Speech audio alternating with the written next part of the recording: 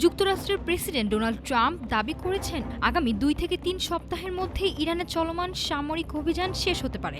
তিনি বলেন, ইরানকে পারমাণবিক অস্ত্র তৈরির সক্ষমতা থেকে বিরত রাখাই ছিল যুক্তরাষ্ট্রের মূল লক্ষ্য। এ নিয়ে আন্তর্জাতিক অঙ্গনে শুরু হয়েছে নতুন করে আলোচনা ও উদ্বেগ। মঙ্গলবার ওভাল অফিসে সাংবাদিকদের সঙ্গে আলাপকালে ট্রাম্প বলেন, ইরান চুক্তির জন্য মরিয়া হয়ে আছে। তার ভাষায় পরিস্থিতি এমন পর্যায়ে পৌঁছেছে যে আগামী 2 থেকে 3 সপ্তাহের মধ্যেই অভিযান শেষ হতে পারে। তিনি দাবি করেন, গত মাসে ইরানের বিরুদ্ধে চালানো সামরিক হামলার মাধ্যমে তাদের পারমাণবিক সক্ষমতা উল্লেখযোগ্যভাবে কমিয়ে আনা হয়েছে। ইসরায়েলের সঙ্গে সমন্বয় করে এই অভিযান পরিচালনা করা হয়েছে বলেও জানান তিনি। ট্রাম্প আরও বলেন, যুক্তরাষ্ট্র এখন ইরানের আকাশসীমায় আধিপত্য বিস্তার করেছে এবং শীর্ষ সামরিক ও রাজনৈতিক নেতৃত্বে বড় ধরনের পরিবর্তন এসেছে।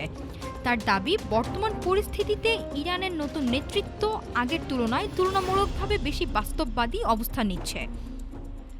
অন্যদিকে যুক্তরাষ্ট্রের পররাষ্ট্রমন্ত্রী মার্কো রুবিও ফক্স নিউজকে দেয়া এক সাক্ষাৎকারে বলেন, যুদ্ধ বন্ধের বিষয়ে আলোচনা চলছে এবং পরিস্থিতি ধীরে ধীরে সমাপ্তির দিকে যাচ্ছে। তবে তিনি কোনো নির্দিষ্ট সময়সীমা উল্লেখ করেননি।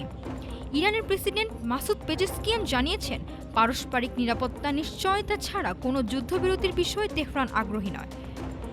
এদিকে আন্তর্জাতিক জ্বালানি বাজারে এই উত্তেজনার প্রভাব পড়তে পারে বলে আশঙ্কা করা হচ্ছে। ট্রাম্প দাবি করেছেন, সামরিক অভিযান শেষ হলে জ্বালানির দাম স্বাভাবিক হয়ে আসবে।